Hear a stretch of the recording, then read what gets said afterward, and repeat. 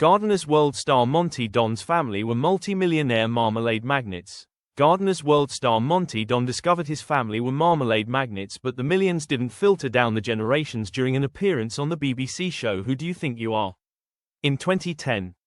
He also learned of a huge family tragedy when his great-great-grandfather drowned at sea returning to England from New Zealand. The green-fingered star learned that through his paternal grandmother, he was part of the famous Kayla marmalade dynasty from Dundee.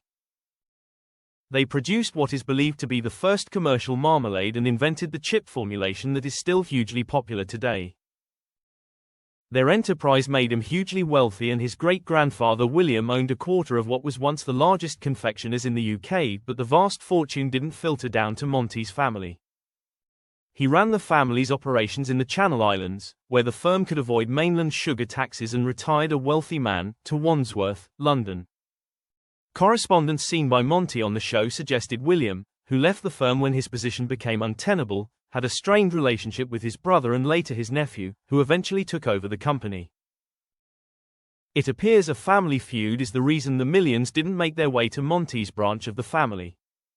Despite this, he admitted on the show, "We were very comfortably off. Everything was in its appropriate place, and had always been so." Meanwhile, on his mother's side of the family, he uncovered a huge tragedy involving his great-great-grandfather.